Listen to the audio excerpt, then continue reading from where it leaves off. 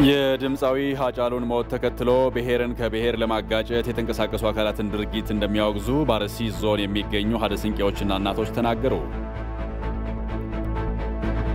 የትግራይ ህዝብ በህወሓት አገዛዝ እየተጨቆነ ነው ብሎ የሚያምነው የትግራይ ወጣቶች እንቅስቃሴ ፈንቅል ለህዝቡ ነጻነት እንደሚታገል ገለጸ። ከውጭ የመረጃ ምንጭ የአፍሪካ ህብረት የሶማሊያ ተልዕኮ አሚሶም በኮቪድ-19 ወረርሽኝ ሳይደናቀፍ ግዳጁን እየተወጣ መሆኑን አስታወቀ።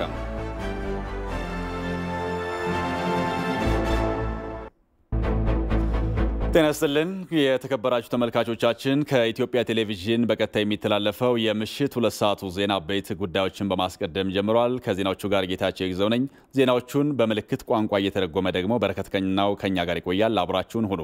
በቅድሚያም የኮሮና ቫይረስ ዕለታዊ መረጃ እናስቀድማለን። ባለፉት 24 ሰዓታት ውስጥ በተደረገው የ9035 ሰዎች የላቦራቶሪ ምርመራ 565 ሰዎች የኮሮና ቫይረስ እንደተገኘባቸው የጤና ሚኒስቴር አስታውቋል። በዚህም በአጠቃላይ በኢትዮጵያ ቫይረሱ በምርመራ የተገኘባቸው ሰዎች ቁጥር 22818 መድረሱን የጤና ሚኒስቴር አስታውቋል። በተጨማሪም የ17 ሰዎች ህይወት ሲያልፍ በቫይረሱ ምክንያት ያለፈ ህይወት ደግሞ በአጠቃላይ ህይወታቸው ያለፈ ሰዎች ቁጥር ማለት ነው 407 መድረሱን ሚኒስቴር መስሪያ ቤቱ በዕለታዊ መረጃው ላይ ጠቁሟል።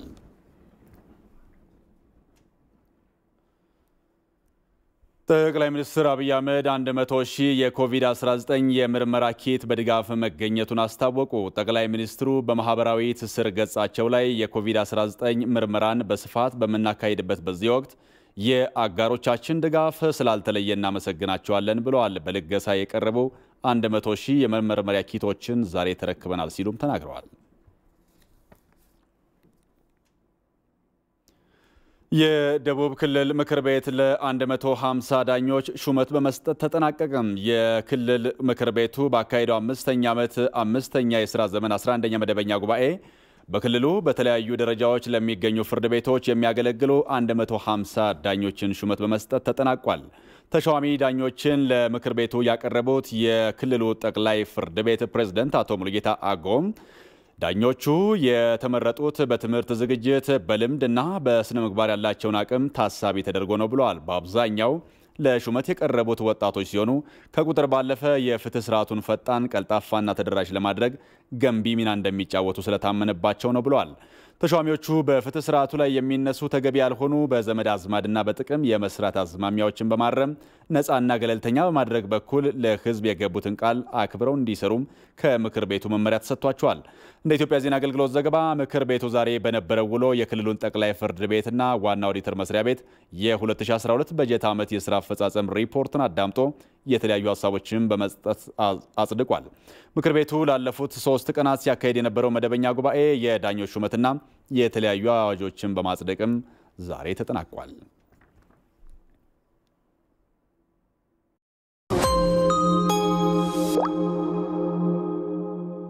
ጤናችን እጃችን ላይ በሆነበት በዚህ ጊዜ እጃችን ምን እንደሚነካ በጥንቃቄ መከታተል አለብን። አብረን በመናሳልፈው ውሏችን ውስጥ ስንሸጥ፣ ስንገዛ፣ ስንሰጥ፣ ስንቀበል፣ ስንቆጥር ከጥሬ ገንዘብ ጋር በሚኖረን ንክኪ ለኮሮና ቫይረስ የመጋለጥ እድላችን የሰፋ ይሆናል። ከመቼውም ጊዜ በበለጠ ጥንቃቄ በሚያስፈልግበት በዚህ ወቅት ባንካችን ወደ እርሶ የበለጠ በመቅረብ አካላዊ ርቀቶን ጠብቀውና ከንክኪ ተቆጥበው ባሻው ቦታ የፈለጉትን አገልግሎት ማግኘት የሚችሉባቸውን ቀላልና ቀልጣፋ አገልግሎቶችን ማስፋቱን ቀጥሏል። በሞባይል ባንኪንግ፣ በሲቢኢ ብር፣ በኢንተርኔት ባንኪንግ፣ በኤቲኤም እና በፖስት ማሽኖቻችን በመጠቀም ሁሉንም ክፍያዎትን ፈጽመው ጊዜውን እየቆጠቡ ከምንም ነገር በላይ ውድ የሆነውን ጤናውን ይጠብቁ።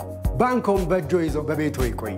እጆን ከንክኪ በማራቅ የኮሮና ቫይረስ ተጋላጭነትን ይቀንሱ። አሁን ባንኮም ጤናውም እጆ ላይ ነው።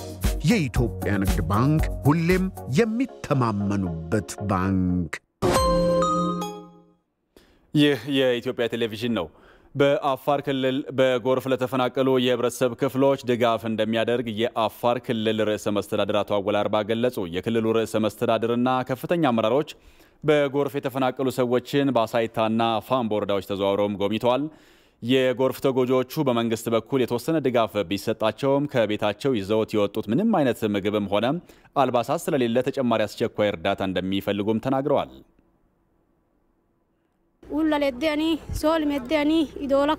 ነፍሰ ጡሮች፣ አራሶችና በእንጨት የሚያወጣናቸው አቅመ ደካሞች እዚህ ይገኛሉ። ህይወት ስለሚቀድም በአስቸኳይ ድጋፍ እንዲደረግልን እንፈልጋለን። የምንለብሰውም ሆነ የምንተኛበት የለንም። ሰሮልኩ ደብዒማን ከበለሉክ ነብዒማን ልብስ ጫማ ይዘን አልወጣንም። ቤታችንንም እንደምታዩት ነው። የህፃናት ልብስም ምግብም ከማታ ጀምሮ እስካሁን አላገኘንም። ጡት ያልጣሉ ህፃናትን ነው የያዝነው። ከብቶቻችን ሁሉም ጎርፍ ወስዶብናል። በአስቸኳይ የምግብና ልብስ ድጋፍ እንፈልጋለን። ያረስነው የበቆሎ እርሻ በውሃ ጠፍቷል። ከቤታችን ምንም ይዘን አልወጣንም። ሁሉም ጎርፍ ወስዶብናል። ምግብም ምንም ይዘን አልወጣንም። ድጋፍ እንፈልጋለን። የክልሉ ርዕሰ መስተዳድር አቶ አወል አርባ የክረምቱ ዝናብ ከፍተኛ በመሆኑ አሁን በክልሉ የተከሰተው ጎርፍ ከዚህ በፊት ከተከሰቱት ሁሉ የከፋ ነው ብለዋል። በጎርፉ ለተፈናቀሉትም የአስቸኳይ ጊዜ የምግብና ተያያዥ ቁሳቁሶች ድጋፍ እየተደረገላቸው መሆኑን ገልጸው በቀጣይም የክልሉ መንግስት ከፌዴራል መንግስት ጋር በመሆን አስፈላጊውን ሁሉ ድጋፍ ለማድረግ ተቀራርቦ እየሰራ መሆኑን ተናግረዋል።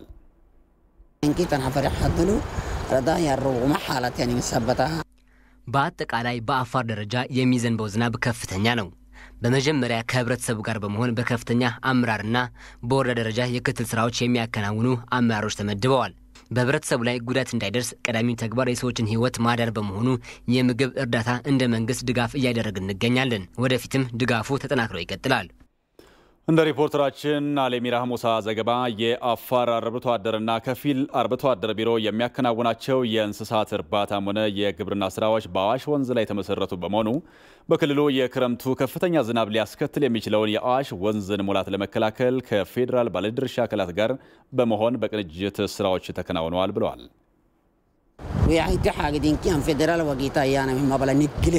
የተፋሰስ ጉዳይ የፌዴራል ብቻ ተደርጎ ይታሰብ የነበረ የተሳሳተ አመለካከት በመስበር ካለፈው ዓመት ጀምረን የፌዴራል መንግስት ከሚሰራው የጎርፍ መከላከል በተጓዳኝ የአፋር ክልል በራሱ በጀት የጎርፍ መከላከል ስራዎችን እያከናወነ ነው። ይህን ስናደርግ ፌዴራል መንግስትም የበለጠ ድጋፍ እያደረገ የሚገኝ ሲሆን እስካሁን የሰራናቸው የጎርፍ መከላከል ስራዎች አሉ። ወደፊትም ይህንን አጠናክረን እንቀጥላለን። ከዚሁ ጉዳይ ጋር በተያያዘ በአፋር ክልል በደረሰው የጎርፍ አደጋ የተጎጂዎች ቁጥር ከ67000 በላይ መድረሱን የአፋር ክልል የአደጋ መከላከልና ምግብ ዋስትና ማስተባበሪያ ጽሕፈት ቤት ገልጿል። የአደጋውን ተጎጂዎች ለመደገፍ በሚደረገው የሀብት ማሰባሰብ ሂደት ላይ መላው ህብረተሰብ በተለያዩ የማህበራዊ ሚዲያ ገጾች ላይ በሚለጠፉ የተሳሳቱ የባንክ ሂሳብ ቁጥሮችና አሳሳች መረጃዎች ሳይደናገር ድጋፉን በቀጥታ ለክልሉ የአደጋ መከላከልና መቆጣጠር ጽሕፈት ቤት እንዲያደርግም የአፋር ክልል የአደጋ መከላከልና ምግብ ዋስትና ማስተባበሪያ ጽሕፈት ቤት ኃላፊ የሆኑት አቶ መሐመድ ሁሴን በስልክ በሰጡን መረጃ ላይ ገልጸዋል። ቀጥሎ እንከታተላለን። ተጨማሪ ቁጥሮች አሉ። ጎርፍ ተጎጂዎች ላይ አጠቃላይ 18820 የሚሆን ሰዎች ያው ተጨማሪ ጎርፍ ጉዳት ደረሰባቸው አለ። ስለዚህ ይህንን አጠቃላይ የጎርፍ ተጎጂዎችን ወደ 67885 ከፍ አድርጎታል። እንዲሁም ከአጠቃላይ ከመኖሪያ ቀያቸው የተፈናቀሉት ደግሞ ወደ 27154 ቁጥር እንዲጨመር አድርገዋል። በአጠቃላይ ደግሞ የስጋት ቀጠና ውስጥ ያሉት 32839 ሰዎች እንደሆኑ ነው አዲስ አሁን ያጠናከርነው ሪፖርት የሚያሳየው ማለት ነው። እንደሚታወቀው እንደዛ አይነት አደጋ ጊዜ ፈንድ ሬዝ ለማድረግ ወይም ሀብት ለማሰባሰብ ያው የተለያየ አካላት ጥሪ ያደርጋሉ።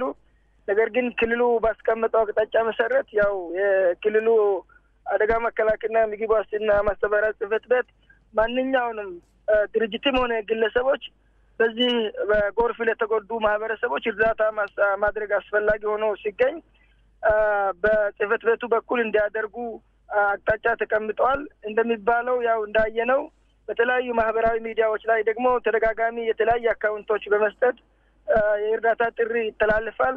ይህንን ደግሞ መታረም ያለበትና ትክክለኛ ዓላማ ያልታወቀ ስለሆነ ማንኛውንም ኢትዮጵያዊም ሆነ የውጭ ሀገር ዜጎችም ጭምር እርዳታ ማድረግ የሚፈልጉ አካላት ከክልሉ አደጋ መከላከልና ምግብ ዋስትና ማስተባበሪያ ጽሕፈት ቤት ጋር በመነጋገርና በመገናኘት ያሰቡትንም ያገኙትንም ድጋፍ በአይነትም ሆነ በገንዘብ ማድረግ እንደሚችሉ ያው ጥሪያችን እናስተላልፋለን ማለት ነው።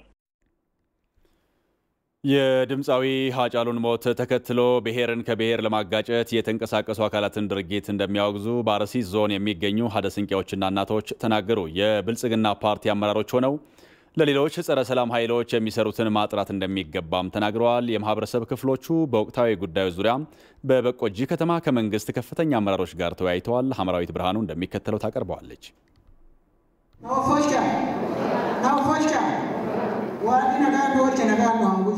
በአርሲ ዞን ከተለያዩ ወረዳዎች የተውጣጡ ሀደ ሲቄዎችና እናቶች በወቅታዊ ጉዳዮች ዙሪያ በበቆጂ ከተማ ከመንግስት ከፍተኛ አመራሮች ጋር ውይይት አካሂደዋል። በውይይቱ የተሳተፉ ሀደ ሲቄዎችና እናቶች በአርቲስት ሃጫሉ ሁንዴሳ ህልፈተ ህይወት የተሰማቸውን ሀዘን ገልጸው ግድያውን ተከትሎ አሰቃቂ ድርጊቶችን የፈጸሙ አካላትን መንግስት ለፍርድ ማቅረብና ተመጣጣኝ ቅጣት መወሰን እንዳለበት ተናግረዋል። ነምኒ ሃጫሉ ወጀዘ ሀረስ በሩስ ሃጫሉን የገደለው ሰው ጠላታችን ነው። እሱን ገለው ሲያበቁ ደግሞ ብሔርን ከብሔር ለማጋጨት የተለያዩ አሉባልታዎችን ያወራሉ፣ የማይገባ ድርጊቶችንም ይፈጽማሉ። እኛ በፍጹም ይሄን አንቀበልም። ልጆቻችንን ይዛለን እንመክራለን። በሃጫሉ ሞት አዝነው አይደለም ቤት የሚያቃጥሉት ንብረት የሚሰባብሩት፣ ምክንያት ፈልገው ነው።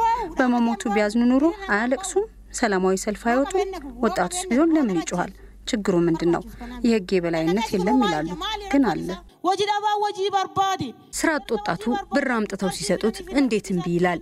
ብሩን የሚሰጠው አካል እኮ የመንግስት ስራ ውስጥ ያለ የሸኔ አመለካከትና ተግባር የሚፈጽም ነው የቄሮን ስም እያጠፋ ያለው። ሰራተኞቻችሁ ውስጥ ችግር አለ፣ ፈትሹ። በአንድ እግሩ ብልጽግና ፓርቲ ውስጥ ቆሞ በሌላ እግሩ የአባው ሸኔ ፓርቲን ለመደገፍ ከሄደ አይሆንም። ቄሯችንን በተለያየ ጥቅም እያባበሉብን ነው። በውጭ ሀገር ሶፋ ላይ ተቀምጦ ሱቅ ዝጉ፣ ገበያ ዝጉ፣ መንገድ አቋርጡ ይላሉ። ምክንያቱም ደሃ ሰርቶ እንዳያድር የሀገር ኢኮኖሚም እንዲወድቅ ነው። ይሄ ለኛ ምንም አይጠቅምም። ኦዶ ኢጆለ ኢልመኪየ ዲስ ካራንኩን ካራ በዲት ኢንተለኪየ ዲስ ካራንኩን ካራ በዲት ልጄ ተው ይሄ የጥፋት መንገድ ነው ብለን ልጆቻችንን ብንቆጣ ለጥፋት ይወጣሉ። የጎረቤቶቻችንን ቤት ሲያቃጥሉ አይሆንም አታቃጥሉም አለበለዚያ የኛንም አቃጥሉ ብላችሁ ልጆቻችሁን ብትቆጡ የጎረቤቶቻችን ቤት ይቃጠላል። ሲያጠፋ በራችንን እየዘጋን ያቃጥሉ እያልን መድረክ ላይ ደግሞ ሌላ ነገር እንናገራለን። ይሄ መቆም አለበት። በሚኒስትር ማዕረግ የመለስ አካዳሚ ፕሬዝዳንት አቶ አወሉ አብዲ ለሀገር አንድነት ለብሔር ብሔረሰቦች እኩልነት የታገሉ ጀግኖች በወጣትነታቸው መስዋዕት ሆነዋል። የአርቲስት ሃጫሉ ሁንዴሳ ሞት ምክንያት አድርገው ለጥፋት የተማሩ አካላት ሀገር ለማፍረስ የተቀጠሩ ናቸው ብለዋል።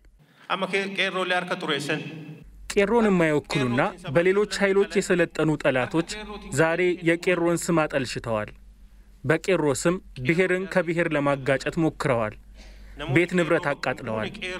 ይሄ ውስጣችንን ሰብሮታል። ይሄ ለውጥ በቀልድ የመጣ አይደለም። መስዋዕትነት የተከፈለበት ለውጥ ደግሞ መቼም አይቀለበስም። በሚኒስትር ማዕረግ የዲሞክራሲ ስርዓት ግንባታ ማዕከል አስተባባሪ እንዲሁም የብልጽግና ፓርቲ ስራ አስፈጻሚና የፖለቲካ ፓርቲዎችና ሲቪክ ጉዳዮች ዘርፍ ኃላፊ ዶክተር አለሙ ሲሜ መንግስት የህግ የበላይነትን የማስከበር ስራውን አጠናክሮ ይቀጥላል፣ ወንጀለኞችን ማጋለጥ ከህብረተሰቡ ይጠበቃል ሲሉ ተናግረዋል። በመንግስት በኩል ከፍተኛ ቁርጠኝነት አለ። መታገስ ያለብንን ታግሰናል። ከዚህ በኋላ በኦሮሚያና ኢትዮጵያ ውስጥ ማንም ሰው ንብረት ያወደመ ሰው እየገደለ እንዲኖር አንፈቅድም። ይህንን ደግሞ ለማድረግ አቅሙም ችሎታውም መንግስት በቂ ጉልበትም አለው። እናንተም ባስተዳደሩ በኩል በሚመቻችላችሁ መንገድ ጠቁሙ። በተለያዩ የኦሮሚያ አካባቢዎች በጠላትና በባንዳዎች የተፈጸመው ግፍ እንዳይደገም ህብረተሰቡ ነቅቶ አካባቢውን እንዲጠብቅ ጥሪ ቀርቧል። ህዝባዊ ወያኔ ሓርነት ትግራይ ህወሓት የትግራይ ህዝብ ከሌሎች ብሔር ብሔረሰቦች ጋር ትብብር እንዳይኖረው ሲሰራ መቆየቱ ተገለጸ። በአዲስ አበባ የየካ ክፍለ ከተማ የትግራይ ተወካዮች፣ የብልጽግና አባላትና ደጋፊዎች በወቅታዊ ጉዳይ ዙሪያ ውይይት አካሂደዋል። ተወያዮቹም ህወሓት ባለፉት በርካታ ዓመታት የትግራይ ህዝብ በሌሎች ብሔር ብሔረሰቦች ዘንድ በጅምላ ተጠቃሚነት እንዲታይ ማድረጉን አብራርተዋል። ሰላም ልማት ነው የምንፈልገው።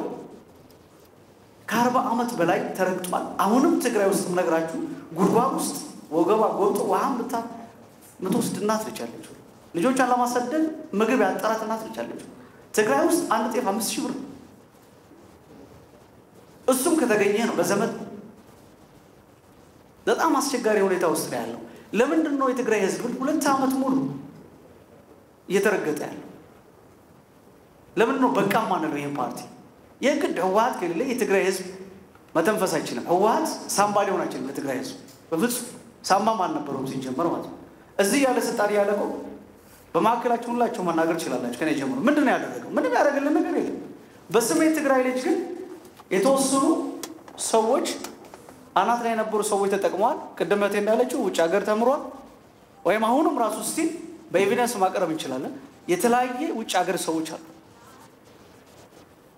አዲስ አበባ ውስጥ አንድ የተጠቀመ የለም የድሃ ልጅ። በስሜ ትግራይ ልጅ ግን ከኔ ጀምሮ እንድንጠላ በጣም ብዙ ስራ ሰርቷል። ከኢትዮጵያ ተለይተው ምንድነው የሚያደርጉት? ከጦርነት ምንድነው የሚገኘው? ከሰላም ብዙ ነገሮች አሉ። የራሱን ልጅ ውጭ ሀገር አድርጎ የራሱን ልጆች ውጭ ያስተማረ ስንት ጊዜ ነው ትግራይ ውስጥ ጦርነት የሚነሳው? ስንት ጊዜ ነው የሚበደለው? ስለዚህ ጦርነት አሁንም ለኛ አይጠቅምም። መጀመሪያ ልጁን ያሰልፍ። የድሃ ልጅ አይደለም መማገድ ያለበት እዛ። ስንት ተጨቁና የምታሳድግ እናቶች አሉ። ስንት የሞቱ 5-6 ልጅ መስዋዕትነት የተከፈለበት ሀገር ነው። ስለዚህ እዚህ ያለን የትግራይ ተወላጅ ፍራት አንፍራ፣ በቃ አንፍራ። ከጦርነት ሀገራችንን ለልማት ነው መሄድ ያለብን። ለድህነት ነው መዋጋት ያለብን። ስለዚህ ያለውን ሁኔታኛ እየተረዳን ነው። እናንተን እንደ ድሮ ሳይሆን ተከፋፍለን ወይም አድዋ፣ ሽሬ፣ መቀሌ ምናምን እያልን ሳይሆን እንደ ትግራይ እንደ አንድ ትግራይ ሁነን እንደ ተወላጅ ሁነን ሀገራችን እንድናሳድግ ያለውን የፖለቲካ ችግር የፖለቲካ ቅልውላው ያለውን ነገር እያስተካከልን እንድንሄድ ነው የምለው። አመሰግናለሁ። የክፍለ ከተማው የብልጽግና ፓርቲ ጽህፈት ቤት ኃላፊ አቶ ቴድሮስ ታደሰ በበኩላቸው ህወሓት ሀገራዊ ለውጦችን በማደናቀፍ ረገድ የሚሰራቸው እኩይ ተግባራት በርካታ ናቸው ብለዋል።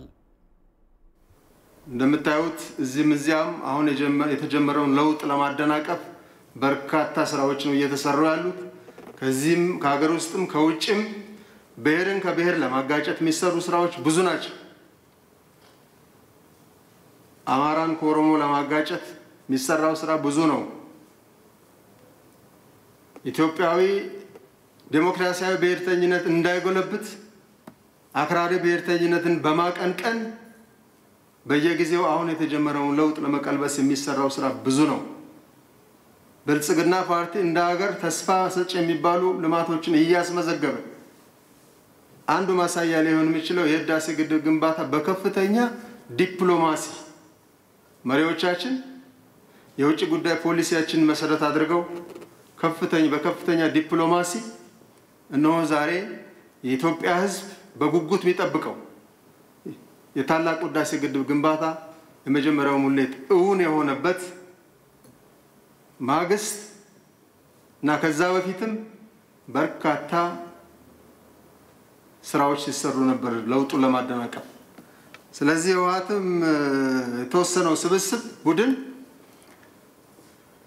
ግድቡ ተሽጧል ብሎ በጠራራ ፀሐይ ያነሳበት ምክንያት በእርግጥም የብልጽግና ፓርቲ የጀመራቸው ለውጦች እንዳያለመልሙ እንዲደበዝዙ ታሳቢ የተደረገ የፖለቲካ አጀንዳ ነው። የብልጽግና ፓርቲ ከፍተኛ አመራር የሆኑት ዶክተር ሙሉ ነጋ በትግራይ ክልል በአሁኑ ሰዓት የፖለቲካ ምህዳሩ ከመቼውም ጊዜ በላይ ጠቧል ብለዋል። ብልጽግና ፓርቲ ማለት አሁን እንደሚባለው ብዙ ወሰማለን አሁዳዊ ነው እንደዚህ ውጭት ነው። ይሄ በጥናትም ሁላችንም የነበርንበት አካሄድ ለነበር ይሄ ስህተት ነው፣ አቃፊ ነው። በተሻለ መንገድ የፌዴራላዊ ስርዓቱ በትክክል እንዲተገበር ያ ደግሞ ለአንድ አገራዊ ህብረ ብሔራዊ አንድነት አገራዊነት የሚያመጣ ይሁን ዋናው ለይስሙላ በህገ መንግስት በወረቀት ሳይሆን በተግባር ሁሉም ኤክሰርሳይዝ የሚያደርግበት በእኩል ተከባብረው የሚኖርበት ስርዓት ገንባ ስለሆነ ያ የሚባሉ ነገሮች ትክክል አይደሉም። ያ በተግባርም እያየነው ነው። አሁን በቅርብ ጊዜ ሌሎች ጥያቄዎች የተስተናገዱ ነው በትክክል በህገ መንግስቱ መሰረት እና ህገ መንግስቱም ችግር ካለበት ፈትሾ ማስተካከል በተለይ አንድነታችን ህብረ ብሔራዊ አንድነታችን የሚያጠናክር ክፍተቶች ካሉ እንደ ማንኛውም ሀገር ማየት ይቻላል። ይሄ ዝም ብሎ አንድ ጊዜ እንደዛ ካለ በህዝቡ ውይይት በህዝቡ ይሁንታ ማንኛውም ነገር ህዝቡን ያሳተፈ እስከሆነ ድረስ ይቻላል ነውና እነዚህ ካልኩኝ በኋላ በአጠቃላይ እንደ በትግራይ አካባቢ በእኛ በኩል ምንድን ያለው እዚህ ላይ ማንሳት ፈልገው ወደ መጨረሻ በተለይ በህወሓት በግልጽ ለማስቀመጥ በውህደት ሂደት የነበረ እስከ መጨረሻው የነበረ ድርጅት ነው። መረጃ በመስጠት በሁሉ ተሳታፊ ነበር። ግን በመጨረሻ ወደ ውህደት አካባቢ ያው ማፈንገጡ ይታወቃል። ይሄ በእኔ እምነት በሂደቱ ትክክል ነው ብዬ አልወስድም። ግን ደግሞ አሁን ባለው የፖለቲካ ምህዳር ማንኛውም ፓርቲ በራሱ ህጋዊ ሆኖ መንቀሳቀስ ይችላል፣ አብሮ መስራት ይችላል። ህወሓት የትግራይ ህዝብ ከመረጠው ከፌዴራል መንግስት በትክክል መስራት ይችላል። ተስማምቶ መስራት ይችላል። በጠላት መተያየት መፈራረጅ ነው ትልቁ ችግር። ይሄ የትም ሀገር ልምድ ነው። ነገም በምርጫ የሚመጣ አንድ ፓርቲ አንድ ሲያስተዳድር አገራው በሆነ ጉዳይ ግን በመንግስት ጉዳይ ግን አብሮ መስራት አስፈላጊ ነው። ይሄ እያየን አይደለም። አሁን በትግራይ ውስጥ ያለው እንቅስቃሴ ጥሩ አይደለም። በጣም ወደ ጫፍ ሄደ። ህዝቡ ያው የትግራይ ህዝብ መስዋዕት የከፈለ ብዙ አስተዋጽኦ ያደረገ ነው በዚህ ሀገር። ነገር ግን አሁን ያለው ግንዛቤ ያን ጥላሸት የሚቀባ ነው። አሁንም የትግራይ ህዝብ የሚፈልገው ልማት ነው፣ ሰላም ነው፣ ዲሞክራሲ ነው። በዚህ አኳያ ስናየው ትግራይ ውስጥ የዲሞክራሲ ምህዳሩ ከመቼውም በበለጠ አሁን ጠቧል። የትግራይ ህዝብ በህወሓት ያገዛዝ እየተጨቆነ ነው ብሎ የሚያምነው የትግራይ ወጣቶች እንቅስቃሴ ፈንቅል ለህዝቡ ነጻነት እንደሚታገል ገለጸ። ፈንቅል ስለ ዓላማውና እያካሄደ ስላለው ህዝባዊ ትግል እንዲሁም በቀጣዩ የትግል አቅጣጫ ላይ ከደጋፊዎቹ ጋር ውይይት አድርጓል። ተስፋዬ ለሜሳ የትግራይ ወጣቶች እንቅስቃሴ ፈንቅል ከ3 ዓመት በፊት ተመስርቶ ህወሓት በትግራይ ላይ በደል እየፈጸመ ነው፣ ይህም መቆም አለበት በሚል ዓላማ የሚንቀሳቀስ የወጣቶች ስብስብ ነው። በመቶ ሺዎች የሚቆጠሩ አባላትና ደጋፊዎች አሉኝ የሚለው ፈንቅል እነዚህን ወጣቶች በመጠቀም ህወሓትን ከስልጣን ለማውረድ ሰላማዊ ትግል እያካሄደ መሆኑን ሊቀመንበሩ አቶ የማነ ንጉሴ ይናገራሉ። እንዴት መወገድ አለባቸው? ህዝባዊ እምቢተኝነት በመፍጠር ወጣቶችን በማደራጀት ማስወገድ ይቻላልን ብቻ ሳይሆን ወደ ተግባር ገብተን አሳይተናል። በትግራይ ውስጥ ተደርገው የማይደረግ እንቅስቃሴ እኮ ተደርገው ትግላችን ወደ ላቀ ደረጃ የሚሸጋገርበት ፈንቅል ስላለው ዓላማ እያካሄደ ስላለው ሰላማዊ ትግልና በቀጣይ ስለሚከተላቸው የትግል አቅጣጫዎች ከአባላቱና ደጋፊዎቹ ጋር በአዲስ አበባ ውይይት አካሂዷል። በውይይቱም ከአባላቱና ደጋፊዎቹ የተለያዩ ጥያቄዎች ተነስተው በፈንቅል ሊቀመንበር አቶ የማነ ንጉሴ ምላሽ ተሰጥቷል። አሁን ያሉትን ጫናዎች ያደረሳቸው አካል ይታወቃል። ግን ደግሞ ህዝቡ ያንን የመታገል እኛ በመንፈልገው ደረጃ አልደረሰም ብለን ነው የምናምነው። ስለዚህ ያንን የትግል ደረጃ ያልደረሰበት ምክንያት ምንድናቸው? እንግዲህ የትግራይ ህዝብ ከ1983 ዓመተ ምህረት ከተወገደ ማግስት ጀምሮ ነው ህወሓት መቃወም የጀመረው። የትግራይ ህዝብ ህወሓት በልብ ሙሉ ተቀብሎ አያውቅም። ያው እንግዲህ ህወሓት ባለው ዲክታተርሺፕ ህወሓት ባለው አገዛዝ ህወሓት ባለው የሚዲያ አፈና ልክ እንደ ሰሜን ኮሪያ ታፍኖ ስለሚቀር እንጂ በ30 ዓመታት ውስጥ የትግራይ ህዝብ ህወሓትን ለማሸነፍ ያልከፈለው መስዋዕትነት የለም። ስለዚህ ሰሞኑን እየተደረገ ያለው የነበረው እንቅስቃሴም ያን የወለደው ነው፣ አዲስ አይደለም። በኃይል ማስወገድ ይቻላል ወይ? ከዚህ በተጨማሪም ከህዝቡ ጋር ለረጅም ዓመታት የቆየ የስነልቦናና የባህል ማንነት አለ። ከዚህ አንፃር ህወሓትን በኃይል ማስወገድ ይቻላል የሚለው ነው። ህዝባዊ ድጋፍ ከሌለ ዋጋ የለውም። ስለዚህ ህወሓት በጦርነት ማሸነፍ ይቻላል ወይ? አይደለም። በሐሳብ ተሸንፏል ህወሓት። የትግራይ ህዝብ ጦርነት አያስፈልግም። እዛ ያለው ልዩ ኃይል ራሱ በእርግጠኝነት አፈሙዝ ወደ ህወሓት ያዞራል። ስለዚህ ጦርነት አያስፈልግም። ጦርነት መፍትሄ አይደለም፣ ሐሳብ ነው። ጦርነት እንኳን ቢያስቡ ህዝባችን ያሸንፋቸዋል፣ በህዝባዊ እምቢተኝነት ይወገዳሉ የሚል ሐሳብ ነው ያለኝ። በውይይቱ ላይ ተሳታፊ የነበሩት የትግራይ ዴሞክራሲያዊ ፓርቲ ሊቀመንበር ዶክተር አረጋዊ በርሄ ፈንቅል ህወሓትን ከስልጣን ለማውረድ የሚያደርገውን ትግል ሁሉም ኢትዮጵያውያን እንዲያግዙ ጥሪ አቅርበዋል። የኢትዮጵያ እድገት የሚፈልግ የኢትዮጵያ ብልጽግና የሚፈልግ የኢትዮጵያ መግነን የሚፈልግ ማንም ሰው ሊተባበራቸው ሊረዳቸው አይዟችሁ ሊሏቸው ይገባል። በዚህ በተባበረ ትግል ኢትዮጵያ እንደገና ትንሳኤዋን ታያለች፣ ትበለጽጋለች፣ ታድጋለች፣ ለሌላም ትተርፋለች። አመሰግናለሁ። የፈንቅል ሊቀመንበር አቶ የማነ ንጉሴ በነሐሴ 1 2012 በአዲስ አበባ 22 ጎላጉላ አካባቢ የግድያ ሙከራ እንደተደረገባቸው በውይይት ወቅት ገልጸዋል። በሶማሌ ክልል ለሚገኙ የተለያዩ ዞኖችና ወረዳዎች 55 አምቡላንሶች ተከፋፈሉ። አምቡላንሶቹ በወሊድ ወቅት የሚከሰት የእናቶችና ህጻናትን የጤና ችግር ለማስቀረት እንደሚያግዙም የሶማሌ ክልል ምክትል ርዕሰ መስተዳድር ሙስጠፌ መሐመድ ገልጸዋል። ቴዎድሮስ ታደሰ ዝርዝር አለው። የሶማሌ ክልል ምክትል ርዕሰ መስተዳድር ሙስጠፌ መሐመድ አምቡላንሶቹን በክልሉ ለሚገኙ የተለያዩ ዞኖችና ወረዳዎች ጤና ቢሮና ጤና ተቋማት ባከፋፈሉበት ወቅት እንደተናገሩት በክልሉ ያለው የጤና ስርዓት በተለይ በወሊድ ወቅት የሚያጋጥም በእናቶችና ህጻናት ላይ የሚደርስ የጤና ችግርን ለመቀነስ ከፍተኛ ፋይዳ እንዳላቸው ተናግረዋል። በተያዙ ዓመት በጤናው ዘርፍ ከዞን እስከ ወረዳ ድረስ አምቡላንሶችን ለማዳረስ ስትራቴጂያዊ እቅድ ይዘን በተለያዩ ጊዜ 135 አምቡላንሶችን ለማዳረስ በሰራነው ስራ ዛሬ ለሁለተኛ ዙር የመጨረሻዎቹን 55 አምቡላንሶችን ያከፋፈል ነው። እነዚህ አምቡላንሶች የጤና ስርዓቱን በተለይ በወሊድ ወቅት የሚከሰቱ የእናቶችና ህጻናት የጤና ችግርን ይቀርፋሉ ብለን እናምናለን። ስለሆነም ሁሉም አካል አምቡላንሶችን በኃላፊነት እንዲጠቀም መልእክቴን አስተላልፋለሁ። ባለፉት 2 ዓመታት ብቻ 135 አምቡላንሶችን ለወረዳና ዞኖች ማከፋፈል መቻላቸውን የገለጹት ደግሞ የሶማሌ ክልል ጤና ቢሮ ምክትል ኃላፊ የሆኑት አብዲዋስ ሼክ መሐመድ ናቸው። ከለውጥ በኋላ በዚህ 2 ዓመት የመጣው አምቡላንሶች 135 አምቡላንስ ነው ክልላችን የደረሰን። በ11 ዞን እንትን አከፋፍለናል። አምቡላንሶች በየወረዳው አምቡላንስ ሰጥተናል። አሁን 2011 እና 2012 ላይ እኛ የሰጠን አምቡላንሶች በደንብ እንምጠቀም አድርገናል። ሚሴጅ ኦሬዲ አስተላልፈናል። ዛሬም አሁን 55 አምቡላንሶች ዲስትሪቢዩት አድርገናል ለወረዳው፣ ለሆስፒታልና ለካውንስሎች።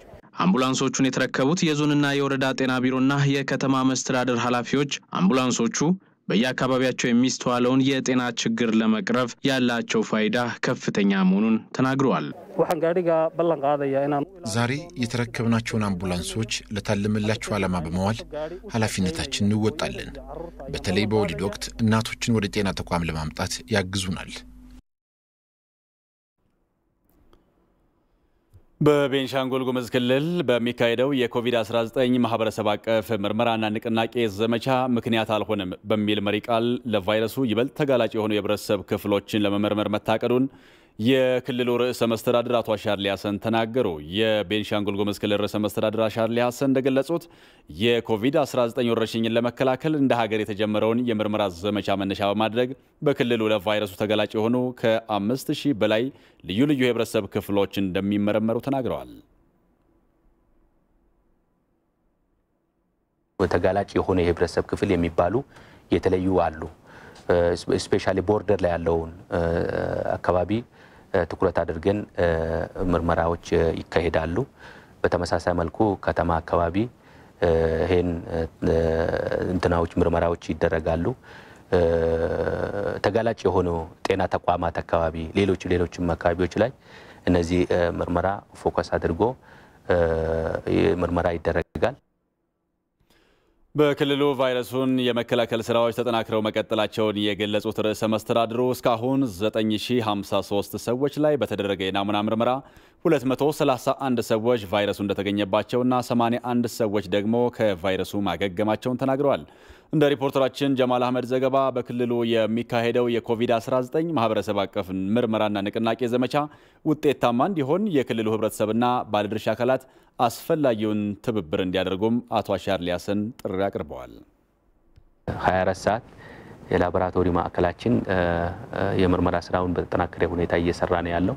ወደ 231 ሰዎች በእኛ ክልል ኮሮና ተገኝቶባቸዋል ወይም ፖዚቲቭ ሆኗል ማለት ነው። ከዚህ ውስጥ ወደ 81 አካባቢ አገግመዋል።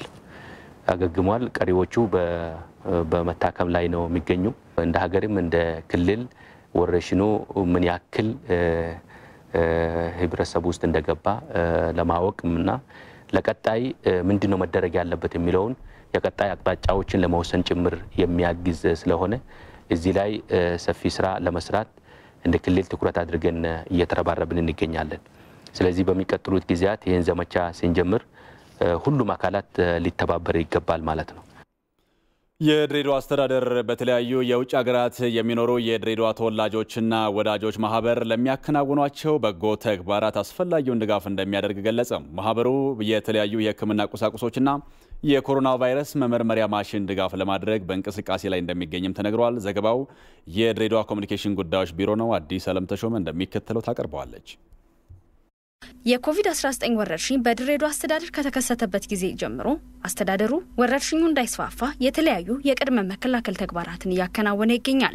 ከዚህ ጎን ለጎንም የአስተዳደሩ ተወላጅ ሆኑና አሁን ላይ በተለያዩ የውጭ ሀገራት የሚገኙ ዜጎች በማህበር በመሆን በሽታው በድሬዳዋ አስተዳደር ላይ ሊያስከትል የሚችለውን የኢኮኖሚ ጫና ለማገዝ በአስተዳደሩ የሚገኙና አነስተኛ ገቢ ላላቸው የህብረተሰብ ክፍሎች ድጋፍ አድርገዋል። በተጨማሪም የአስተዳደሩ ተወላጆች ወረርሽኙን ለመከላከል የሚረዱ የተለያዩ የሕክምና ቁሳቁሶችን እንዲሁም የበሽታው መመርመሪያ ማሽን ድጋፍ ለማድረግ የሚያስችል እንቅስቃሴ መጀመራቸውን የአስተዳደሩ መረጃ ያመለክታል። የድሬዳዋ አስተዳደር ምክትል ከንቲባና የንግድ ኢንዱስትሪና ኢንቨስትመንት ቢሮ ኃላፊ አቶ ከዲር ጆሃር በጤና ዘርፉ ያሉትን ችግሮች ለመፍታት በተለያዩ የውጭ ሀገራት የሚገኙ የድሬዳዋ ተወላጆችና ወዳጆች በገቡት ቃል መሰረት ድጋፋቸውን እንዲያደርጉም ጠይቀዋል።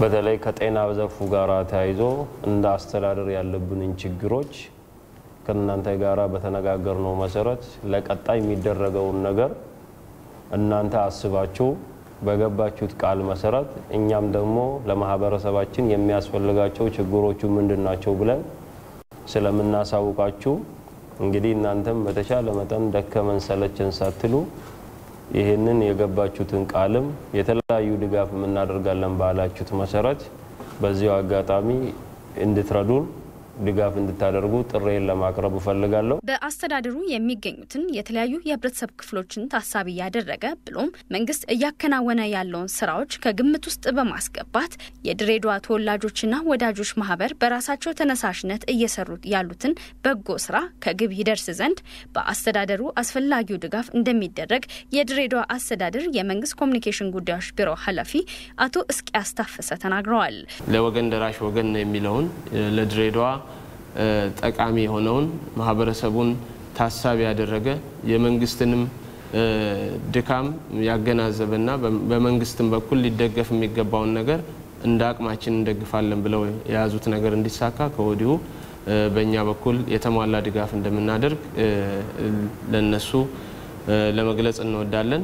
በድሬዳዋ በተለያዩ የበጎ አድራጎት ስራዎች ላይ መሳተፍ የሚችሉና አቅሙ ያላቸው ባለሀብቶች እንደመኖራቸው መጠን በሚችሉት አቅም ሁሉም የድሬዳዋ አስተዳደርን መደገፍ እንደሚገባቸው በድሬዳዋ የማህበሩ ተወካይ አቶ አብዶ ሙሜ ገልጸዋል። ዲያስፖራ ለብቻ ሳይሆን ብዙ የድሬዳዋ ተወላጆችና ወዳጆችም እዚህ አቅሙ ያላቸው አሉ። ምናልባት አጋጣሚውን አተው ይሆናልና ለነሱም ተደራሽ እንዲሆንና ሁላችንም ለምንወዳት ከተማችን እንደንደርስላት ላለው በአዲስ አበባ ከተማ የቄራና ጎፋ ሰፈር ተወላጆች በኮሮና ቫይረስ ምክንያት ለችግር ለተጋለጡ 600 ሰዎች ምግብ ነክ ድጋፍ አደረጉ። የቄራና ጎፋ ሰፈር ልጆች ከህብረት ለበጎ ድርጅት ጋር በመተባበር ገንዘብ በመሰብሰብ የማዕድ ማጋራት ኃላፊነታቸውን እየተወጡ መሆኑም ተገልጿል። በዚህም ለአንድ ወር የሚሆን የምግብ ነክ ድጋፍ እንዳደረጉ የህብረት ለበጎ ድርጅት መስራች አርቲስት ሰለሞን ቦጋለ ተናግረዋል። የቄራና ጎፋ ወጣቶች በመተባበር እንዲሁም ውጭ ሀገር ያሉ ኢትዮጵያውያን የቄራ ልጆች በመተባበር ገንዘብ በማሰባሰብ በዚህ በኮሮና ምክንያት የተጎዱ ወገኖቻችንን ማለት ቤት የዋሉ ወገኖቻችንን እናት አባቶቻችንን ወቅቱም ከባድ ስለሆነ እነሱን እናግዝ በሚል ተነሳሳንና በ11 ቀበሌ ውስጥ ያሉትን በጣም ችግረኛ ሰዎችን መርጠን 600 ሰዎች ወደ 1,35,000 ብር ተሰብስቦ ይሄንን ትልቅ ዝግጅት አዘጋጅተን ዛሬ ለነሱ የማዕድ ማጋራት የሚለውን ሐሳብ አከናውነናል ማለት ነው። የኮሮና ቫይረስ መስፋፋት ካስከተለው የጤና ቀውስ በተጨማሪ በርካቶችን ለችግርና ለረሃብ ዳርጓል ያሉት ደግሞ የአዲስ አበባ ከንቲባ ጽሕፈት ቤት ኃላፊ ወይዘሮ ዓለም ፀሐይ ጳውሎስ ናቸው።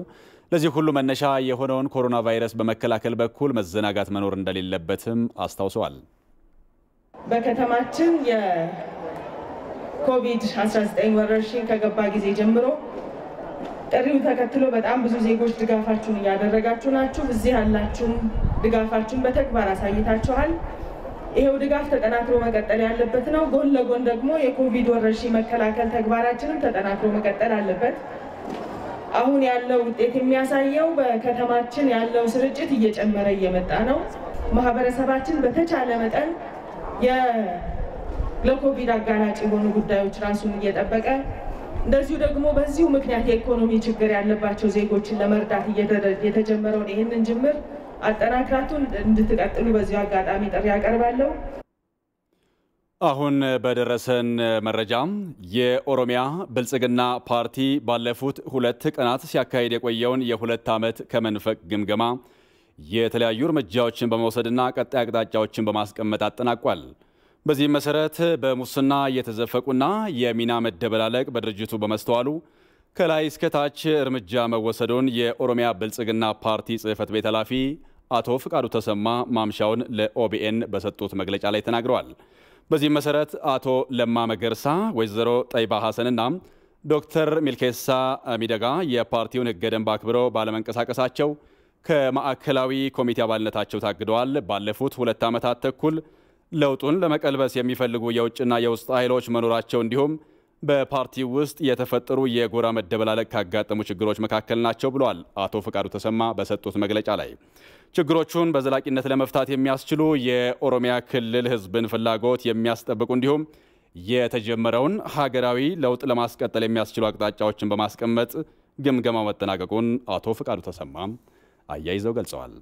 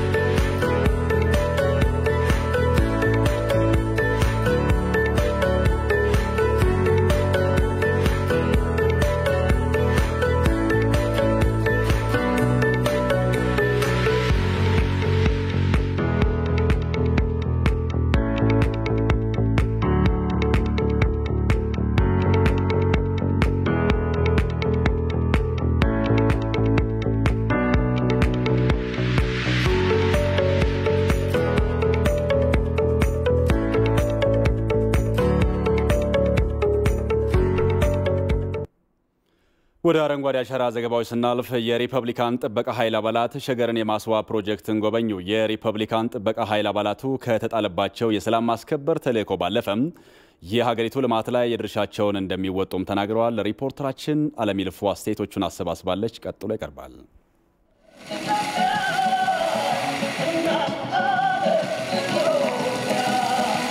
የሸገር ፕሮጀክቱን የዶቶ ፕሮጀክቱን በማየታችን በጣም ደስተኞች ነን።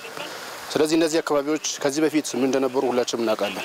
ስለዚህ ስፔሻሊ በዚህ በሸገር ፕሮጀክት አካባቢ ላይ የነበረ ገጽታና አሁን ያለ ገጽታ ከፍተኛ የሆነ ልዩነት ነው ያለው። ስለዚህ ለወደፊቱ ኢትዮጵያውያን መስራት ከቻልን በአጭር ጊዜ ውስጥ ታሪክ መስራት እንደምንችል ማሳየ ነውና ሁላችንም የትኛውም ተቋም ከዚህ ትልቅ ትምህርት ይወስዳል ብዬ አስባለሁ። ዛሬ ነው የጎበኘሁትኝ። ያው በጎበኘው ሰዓት ስሜት ደስታ በጣም ለየት ያለ ነው። ምክንያቱም እንደዚህ ሆነ ብለን እኛ አልጠበቅንም። በሁለት ዓመት ውስጥ እንደዚህ ያለ ለውጥ በማየታችን እኛ እንደ መከላከያ ሰራዊት አባል የሚሆን እንደ ኢትዮጵያን ጥበቃ አባል ትልቅ ደስታ የተሰማኝ ማለት ነው። በጣም ደስ ብሎኛል። ከሁለት ዓመት በኋላ የተሰራው አዲስ ለውጥ ብዙ ለውጥ ያይተናል። እንደገና የእንጦጦ ፓርክም የዚህ የሸራተን መግቢያ ያለው ፓርክም ጠቅላላ ያየውን ነገር በጣም ደስ ብሎኛል። እኔ እንደ ወታደር መጠን ይሄን እድል አግኝቼ በማግኘቴ እኔ ደስ ብሎኛል። የፕሮጀክቱ ለመግለጽ ያህል መቼም ያው ቃላት ያጥርኛል። መቼም በጣም ደስ የሚል ውብ መስፋፊያ ነው ያየሁት። የፏፏቴው የልማቱ በጣም ደስ የሚል ነው። ሰራዊቱ ያው የህዝብ ሰራዊት እንደመሆኑ መጠን በየትኛውም ልማት ላይ ይሳተፋል። በገንዘብም በጉልበቱም በሀሳብም ትልቅ ድጋፍ ነው የሚያደርግ። ይሄ ትልቅ መነሻ ነውና ትምህርት ቤቱን በመገንባት ራሳችንን ችለን የተለያዩ ችግኞችን በመትከል የትኛውም ልማት ላይ ሰራዊቱ እንደሚሳተፍ ይታወቃል። ስፔሻሊ በአሁኑ ሰዓት ደግሞ ለዚህ ለኛ እንደዚህ አይነት ፕሮጀክቶች በምናይበት ሰዓት ትልቅ ተነሳሽነት ስለሚፈጥርልን ስለዚህ ከዚህ በፊትም ስንሰራ ነበረ ከዚህ በኋላም ደግሞ በይበልጥ እንደምንሰራ ትልቅ ማነሳሻ ሆናል ብዬ አስባለሁ። የጸጥታ ኃይሉ በሚፈጠረው የጸጥታ ችግር ለማስከበር ምን ጊዜም ዝግጁ ነን ከመጀመሪያ ማለት ነው። የበለጠ ደግሞ አሁን ባየሁት የልማት ተነሳሽነቱ እንዲጨምር ማለትም በፊት በቃ ያው ልማቱ ተስፋፍቶ እንዲስታይ እርካታ ይሰጣል። በቃ አንተ እኔ ለምንድን ነው የምሰራው ምን ለማድረግ ነው የምሰራው ብለህ ራስህን እንድትናቃቃና ለስራ ዝግጁ እንድትሆን ያደርጋል። ስለዚህ ዛሬ ያየሁት በጣም ለስራ ተነሳሽነት የሚፈጥርልኝ ነው። እኔ እና ባለሁበት የስራ ዘርፍ ጠንክሬ በርትቼ እንድሰራ ያደርገኛል ማለት ነው። የአረንጓዴ አሻራ መርሃ ግብር ራዕይን ዘላቂና ውጤታማ ለማድረግ በተቋማዊ አግባብ በተደራጀ መልኩ ሊሰራበት እንደሚገባ የዘርፉ ባለሙያዎች አሳሰቡ። በህዝብ ዘንድ የተፈጠረው አረንጓዴ ኢትዮጵያን የመፍጠር ግንዛቤን በፖሊሲ በመደገፍ ከዘመቻ የችግኝ ተከላ ወደ ዘላቂ የደን ሀብት ልማት ማሸጋገር እንደሚገባም የዘርፉ ባለሙያዎች ለኢቲቪ ተናግረዋል። ኮሰም ብርሃኑ ከሀገራዊ የለውጥ ምሰሶች መካከል አንዱና ዋነኛው ነው አረንጓዴ ኢኮኖሚ ግንባታ። በለውጥ ጎዳና ለምትጓዘው ኢትዮጵያ ደግሞ አረንጓዴ ኢኮኖሚን የመገንባት ጉዳይ ምርጫ ሳይሆን ግዴታ ስለመሆኑ ባለፉት 2 ዓመታት አረንጓዴ አሻራን በእልፍ እጆች ለማሳረፍ በጠቅላይ ሚኒስትር አብይ አህመድ የተሰነቀው አረንጓዴ ራዕይ በዘርፉ ባለሙያዎች ዘንድ ትልቅ ተስፋን ፈጥሯል። ችግኝ በመትከል አሻራችንን እናኑር ትልቅ መልእክት ነው። ዘርፉ ምን ያክል ጠቃሚ እንደሆነ ግንዛቤ የፈጠረ ነው። እስከዛሬ ድረስ በዚህ መልኩ ከፍተኛ የሆኑ መንግስት ኃላፊዎች ዘርፉ ለሀገር ኢኮኖሚ ለህብረተሰብ የአየር ንብረት ለውጥን ለመከላከል ጠቃሚ መሆኑ ግንዛቤ ሲፈጠር አላየንም። እንደ መንግስት የደን ልማት ስራ የህልውና ጉዳይ ነው ሲል በባለሙያዎች ላይ ከፍተኛ ተስፋ አለ። በዚህ 2 ዓመት ውስጥ ያየሁትና ከፍተኛ ለውጥ አድርጌ የምወስደው በትልቅ የአመራር ደረጃ ደን የሚለው መነጋገሪያ ሀሳብ ሆነ። እንደ ሀገር ዘላቂ አረንጓዴ ኢኮኖሚን የመገንባት ሐሳቤ ብዙ ሀብት ፖሊሲና በየደረጃው ፖሊሲውን በቁርጠኝነት የሚያስፈጽም መዋቅርን እንደሚጠይቅ በዘርፉ የተደረጉ ጥናቶች ያሳያሉ። ባለፉት 2 ዓመታት ደግሞ በአረንጓዴ አሻራ ጉዞ እነዚህ የዘርፉ ዋነኛ ምሰሶች መንግስት ባሳየው ቁርጠኝነት በኢትዮጵያውያን ዘንድ የተፈጠረው ሰፊ ግንዛቤ ለምናልማት አረንጓዴ ኢትዮጵያ መፈጠር ምቹ ሁኔታዎች ናቸውና ከዘመቻ የችግኝ ተከላ ወጥተን ዘላቂ የደን ሀብት ልማት ላይ ልናተኩር ወሳኙ ሰዓት አሁን ስለመሆኑ ባለሙያዎቹ ምክረ ሀሳባቸውን ያጋራሉ። ጠቃሚነቱ ተፈጥሯል። አስፈላጊ መሆኑ ላይ ብዥታ የለም። ይህንን ግን ከዘመቻ አውጥተን ወደ ስትራቴጂክ 3 4 5 ተቋማት የሚያስተባብሩት ሳይሆን አንድ ባለቤት የሆነ ተቋም የሚያስተባብረው ብናደርገው ውጤታማ እንሆናለን። ዘላቂ የሆነ የደን ልማት ጥበቃ ስራ ማካሄድ ይኖርብናል። ይሄን ሊያስፈጽምልን የሚችል ደግሞ ጠንካራ ተቋም መፍጠር ይኖርበታል። ይሄ ደግሞ የመንግስት ብቻ ኃላፊነት ስላልሆነ ሁሉም የህብረተሰብ ክፍል ድርሻውን ሊወጣ ይገባል። መንግስት ግን ሮድ ማፑን ማዘጋጀትና ምቹ ሁኔታዎች መፍጠር አለበት። አሻራ የምንለው ነገር የዛሬ 100 ዓመትም የምናየው እንዲሆን ይሄ በአደረጃጀት በፋይናንስ በፖሊሲ አቅጣጫ መስተካከል ሞር ፐርማነንሲ ማየት የሚችል የመንግስት እይታ ያስፈልጋል። ለኢትዮጵያ ኢኮኖሚ የጀርባ አጥንት ከሆኑ ሌሎች ቁልፍ ዘርፎች እኩል ተቋማዊና የአደረጃጀት ትኩረት ሊሰጠው እንደሚገባ እሙን የሚሆንበት ምክንያት ደግሞ የደን ሀብት ልማቱ ውጤታማ መሆን ለሌሎች ዘርፎች ዋስትና መሆኑ ነው። ደን ከለማ ግብርናው አብሮ ይለማል፣ ደን ሲለማ ውሃው አብሮ ይለማል፣ ሌሎች ዘርፎችም አብረውት ይለማሉ። የደኑ መውደቅ ብቻውን አይደለም የሚወድቀው፣ ሌሎችንም ዘርፎች ጭምር ይዞ ይወድቃል። እዛ ላይ ትኩረት አድርገን በስርዓት ልንመራው ይገባል። በቃል ብቻ ሳይሆን በተግባርም በለውጡ የፖለቲካ አመራር ሰፊ ትኩረት የተቸረው አረንጓዴ ራዕይ ዘላቂና ውጤታማ እንዲሆን በተቋማዊ አግባብ ኃላፊነትና ተጠያቂነትን ለማረጋገጥ በመንግስት ደረጃ ቅቡል ሐሳብ ሆኗል። ምን አይነት የፋሲሊቴሽን ሮል ያለው አደረጃጀት ነው የሚያስፈልገን የሚለውን ኢትዮጵያ ውስጥ ቼክ ማድረግ ያስፈልጋል። ይሄንን እንደ ባለሙያ በተለያየ መድረክ ላይ አንስተን ለመንግስትም እየመከርን ነው። ጅማሬዎች አሉ፣ ግን ተጠናክሮ መቀጠል ይኖርበታል። ምክንያቱም በተለይ እንደ ደን ልማት አይነት ስራ በተቋም ማትመራው ከሆነ አይሆንም። የኢትዮጵያን አረንጓዴ ተስፋ እውን የማድረግ ረጅሙን ጉዞ ቀጣይነቱን ለማረጋገጥ ታዲያ የደን ሀብት ልማቱን በቴክኖሎጂ መደገፍ፣ የምርምር ተቋማትን ማጠናከር እንዲሁም በዘርፉ የሚሰለጥነውን የሰው ኃይል ብቁ ማድረግ ጎን ለጎን ሊታሰቡ እንደሚገባም ባለሙያዎቹ ጠቁመዋል። ከውጭ መረጃ ምንጭ የአፍሪካ ህብረት የሶማሊያ ተልዕኮ አሚሶም በኮቪድ-19 ወረርሽኝ ሳይደናቀፍ ግዳጁን እየተወጣ መሆኑን አስታወቀም። ሽብርተኝነትን ከመዋጋት ጎን ለጎን ነፃ የወጡ አካባቢዎችን ጸጥታና ደህንነት የሶማሊያ ጦር እንዲያስጠብቅ እየደገፈ እንደሚገኝ